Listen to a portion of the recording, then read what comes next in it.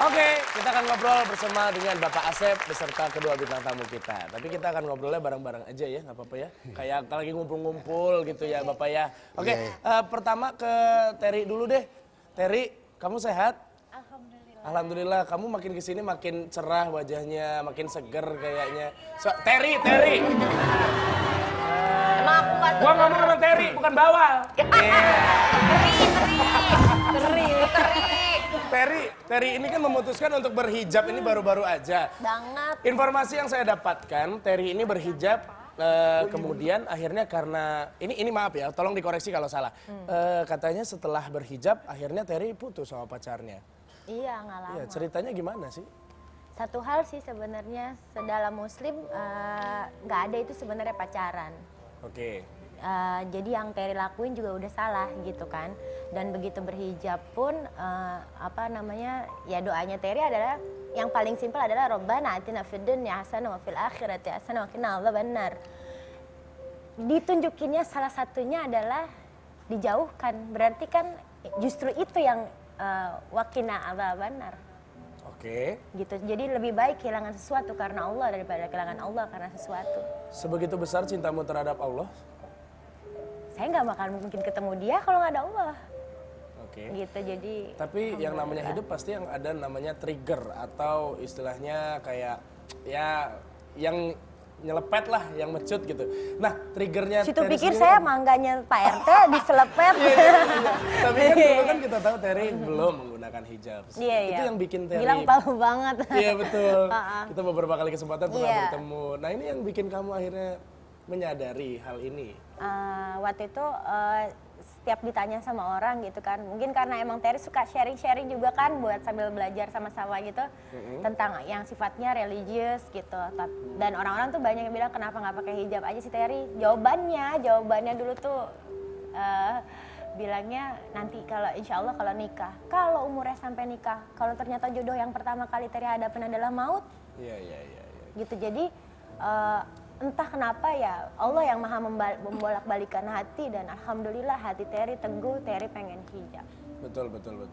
Beberapa kali kesempatan pun saya sering mendengarkan dan melihat tausiah dari Dr. Zakir Naik di YouTube. Mungkin pemirsa ada yang tahu atau mungkin penonton di sini ada yang tahu. Beliau beberapa kali bilang bahwa saya ini hanya menyampaikan apa yang memang seharusnya disampaikan. Saya hanya berdakwah. Tapi urusan hati sendiri itu adalah urusan Tuhan. Ya. Bahkan pada waktu Nabi Muhammad berdoa semoga Islam dikuatkan dengan adanya Umar bin Khattab dan juga satu sahabat lainnya, akhirnya Allah memberikan hidayah tersebut kepada Umar bin Khattab. Berarti memang urusan hati adalah urusan Allah ya. Dan alhamdulillah kamu mudah-mudahan istiqomah ya Terry. Amin. Tepuk tangan untuk Terry. Tadi katanya nanya, Ina tadi sahurnya pakai apa? Kok mukanya pucat banget Ina? Katanya. Iya takut sama Kaki Mau. Kenapa? Kaki Mau Ina doain ya ke Belanda beli jarum mudah-mudahan ada yang nyetrum. Kaki Mau. Jahat Di amat sini mulutnya. ada pohon tebu di sana ada panen. Cakep. Kayaknya sih kalau Kaki Mau yang nyetrum bukan ibu-ibu tapi nenek-nenek. Yang ngomong anak kecil. Yang ngomong anak kecil nggak masalah. Ini terserah dia. Tapi si Lulu sendiri ketemu sama Ina di mana sih waktu itu? Kalau nggak salah waktu lagi ngais-ngais ini ya, Tong ya. Iya waktu itu ide-ide dari membawa Ina sendiri saat tausiah itu apa? Iya, kalau dakwah itu kan beda-beda ya kayak audiensnya ada yang ibu-ibu, kemudian ada yang remaja, terus juga ada yang anak-anak. Jadi anak-anak itu harus pakai hal yang menyenangkan. Oke. Nah, salah satunya dengan media boneka. Saya juga guru TK. Jadi kalau ketika guru TK iya ya. Jadi agak kelihatan ya. Kelihatan. Ada marmut di pinggir kali, imut-imut sekali. Jadi ketika ngajar TK, dilihat nih, oh iya, kalau metode TK itu pasti harus senantiasa perbaharui gitu kan. Wah, pakai boneka nih kayaknya nih, biar bisa masuk pesannya. Kemudian juga anak-anak tidak terkesan digurui, tidak terkesan dinasehati, tapi secara langsung mereka tanpa sadar, oh dinasehati. Iya, bagus. Tapi Ina sendiri seneng nggak sama ini Haja Lulu ikut terus? Iya alhamdulillah seneng Kak. Kita Nohan punya Pak Barkah. Mudah-mudahan mah berkah. Amin. Tepuk tangan sekali lagi dong untuk Haja Lulu. Sekarang kita akan ngobrol bareng peserta kita yang pertama, yaitu Bapak Asep. Panggilannya Bapak Asep, betul? Iya, Pak Asep. Pak Asep ini adalah peserta yang mirip dengan Kiai Haji Ali Mustafa. Amin. Mirip abang ade katanya kalau deket mah. Emang pernah ketemu? Kalau jauh mah abang-abang nih sama gitu. Karena sendiri. Tapi belum pernah ketemu sama Bapak. Ya paling pernah sekali apa, tapi dalam bukan kapasitas sebagai apa, cuman waktu sholat aja kali gitu. Oh, jadi pernah waktu itu ya, itu. beliau yang mengimami Entah di sholat. Sunda Kelapa, entah di Istiqlal, saya lupa gitu. Itu pernah saya sholat maghrib saat itu. Saat itu ya? Ya, Oke. Berarti sebenarnya bukan cuma saat ini saja Bapak mirip, berarti dari dulu juga banyak yang udah bilang mirip ya Pak ya? Ya katanya sih Katanya begitu, tapi saya emang nggak merasa mirip. Nggak pernah merasa mirip. Iya. Oke, Bapak bekerja di? Untuk saat ini karena saya usia udah lanjut, diperbantukan di staf TU salah satu SD ya, di daerah Depok. Oh di Depok, luar biasa. Dan ini ada informasi menarik nih. Katanya Bapak ini kalau lagi ada waktu senggang, Bapak bikin lagu.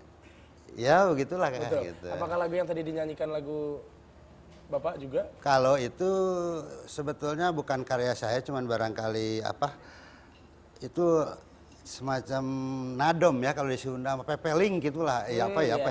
Iya, saya paham. Nasehat lah gitu ya. Jadi kebetulan paman saya dulu, kalau zaman dulu kan orang kalau mengajak sesuatu itu tidak langsung itu gitu. Misalnya kita nyuruh ini minta tolong. Jadi pakai siloka atau gimana gitu ya, apa bahasa sindiran lah gitu ya. Bahasa sindiran, ya. Jadi orang juga tidak gampang tersinggung. Nah ya. gitu, Itu harapannya. jadi ya kan harapan waktu itu biasanya kalau di Sunda masih kegotong royongannya kuat waktu saat masih saya kecil ya gitu. Kemudian kalau habis asar itu pada ngumpul, ada yang catur, ada yang apa, kadang-kadang sampai maghrib begitu kan lupa. Makanya paman saya itu suka nyanyi, ngajak ke masjid, udah maghrib. Udah berdug maghrib datang ke masjid untuk sholat supaya nggak ketinggalan. Jadi turunan ya sebenarnya ya bikin. Oke baik, kalau begitu pemirsa Bapak terima kasih atas ceritanya. Kita lihat dulu bagaimana keseharian dari Bapak Asep berikut ini.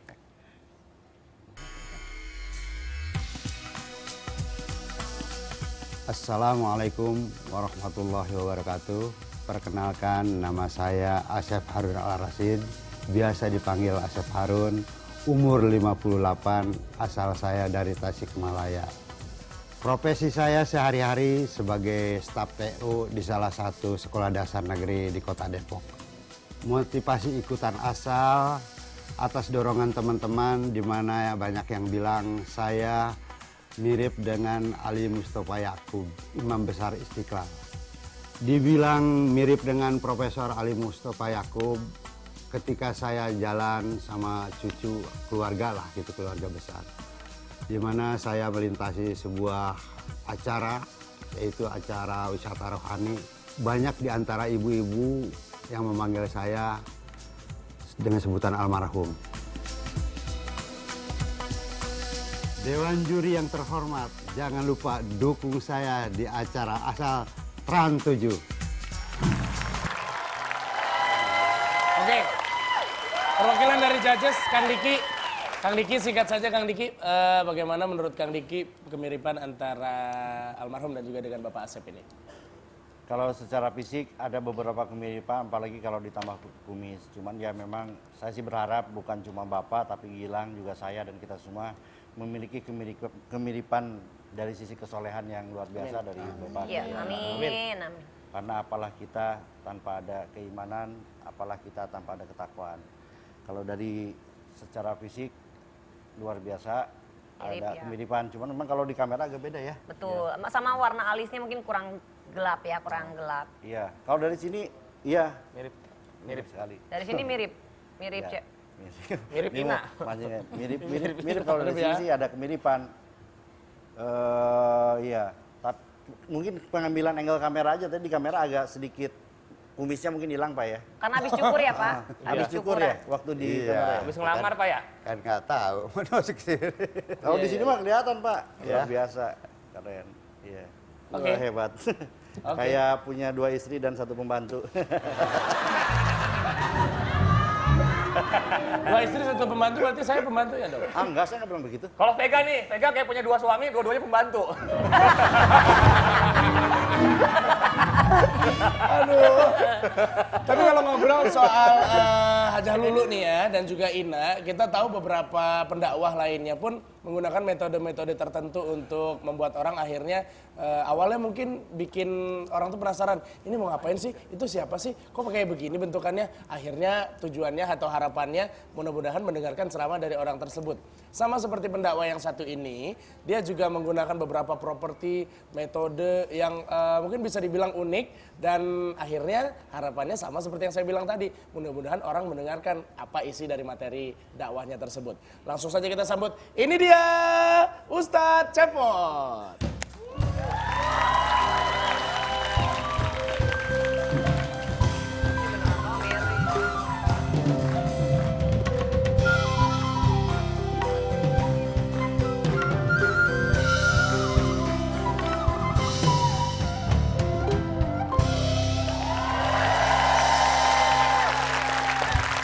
Assalamualaikum warahmatullahi wabarakatuh.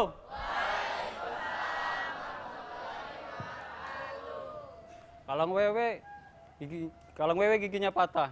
Giginya patah di dalam kemah. Ada Ustadz Cepot mau ceramah.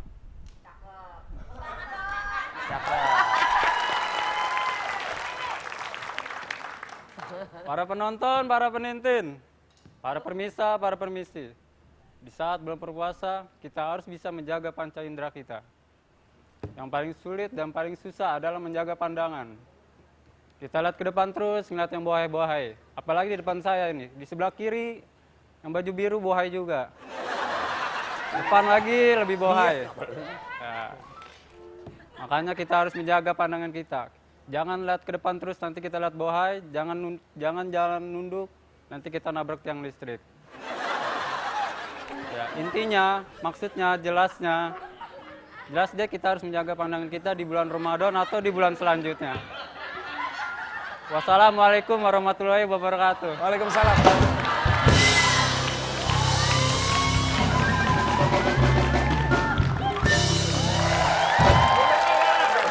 Oke, tepuk tangan untuk Fajri. Mari kita dulu sama Fajri.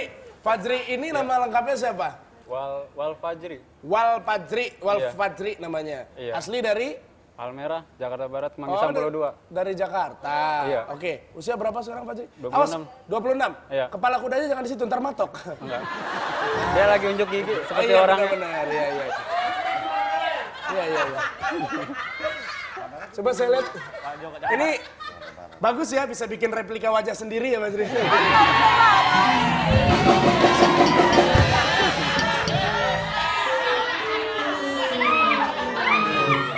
Maksudnya wajah dari kudanya sendiri ini bagus, ini mirip. Bukan Fajrinya. Kalian itu selalu bersuuzon. Gak boleh. Kita harus bersuuzon. Kan gue belum selesai ngomong. Oke. Oke. Fajri sendiri katanya ini tipe orang yang melek teknologi. Bahkan saking meleknya ikutan jadi supir taksi online, betul? Benar, Betul? betul. Maksudnya melek teknologi ini lu emang selalu segala macam bentuk teknologi lu ikutin? Sosial Kuat melek. media, browsing ya semua? Kuat melek, ya nggak terlalu, yang penting nggak gaptek. Nggak gaptek yang penting gitu ya? Iya, jangan. Sebelum jadi supir taksi online, lu kerjanya apa? Kalau dulu jadi CS, cleaning service. Oh, cleaning service di salah Iya. satu perusahaan, oke. Jadi supir taksi online sampai sekarang masih? Masih, cuma saya bagian backup. Bagian backupnya aja, Iya, oke. benar. Tapi kamu ini saya salut loh. Saya dapat informasi bahwa si Fajri ini adalah tipe orang yang sangat mementingkan pendidikan. Beliau memang tidak lulus SMA, tapi sambil bekerja akhirnya ikut ujian paket C, betul? Bener. Betul. Emang saya nggak lulus, tapi saya naik, Tapi- cuma saya berhenti. Oh naik waktu itu tapi nggak berhenti, tapi berhenti. Iya, Oke, kenapa waktu itu berhenti? biasa biaya. Karena biaya. Iya. Oke, setelah ikut ujian paket C, itu tujuannya apa sih? Maksudnya kan ada orang yang kalau udah kerja, udah dapat duit, ya udahlah, nggak usah lah pendidikan lagi untuk apa. Kalau Fajri sendiri pemikirannya seperti apa? Ya, kita jangan terlalu jauh sama pendidikan. Bagaimanapun juga, walaupun mahal, ilmu itu paling mahal. Gitu. Makanya kalau bisa paket cek kita kuliah, kalau ada biaya, terus kalau nggak ada ya udah. Gitu. Tapi kita jangan sampai kurang up to date. Oke. Gitu dong. Amin. Orang itu mau belajar aja sampai segitunya ya. Benar, aku setuju. Tapi mirip loh dengan ini Ustadz Cepot ya. Ya. Mungkin akan lebih bisa kita nilai apabila kita sudah melihat bagaimana kesehariannya. Untuk itu pemirsa, mari kita saksikan tayangan berikut ini. Assalamualaikum warahmatullahi wabarakatuh. Halo, nama saya Wal Fajri. Saya biasa dipanggil Fajri. Usia saya 26 tahun. Saya tinggal di Palmera, Kemanggisan Pulau, Jakarta Barat. Pekerjaan saya adalah sehari sebagai pengemudi aplikasi taksi online di Jakarta. Motivasi saya ikut asal karena banyak banget yang bilang saya tuh mirip banget kayak Ustadz Cepot. Mulai dari saya SD sampai kerja pun di taksi, ada yang bilang saya mirip Cepot gitu. Pengalaman saya dibilang mirip Ustadz Cepot karena lagi nongkrong sama teman sekolah, saya dibilang mirip banget Ustadz Cepot, hampir semuanya satu sekolah. Dewan juri yang terhormat, jangan lupa dukung saya di acara Asal di Trans 7.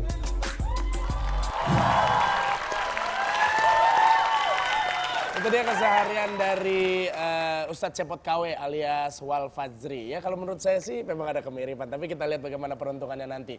Tapi pemirsa, di segmen berikutnya kita kembali akan kedatangan seseorang yang ya bisa dibilang ini pas sekali dengan tema Ramadan pada malam hari ini. Untuk itu pemirsa nggak boleh kemana-mana ya, tetap di Asal Asli Atau. Ya pokoknya saya doakan, dan kita doakan semoga almarhum yang begitu Baik ya Gilang ya. ya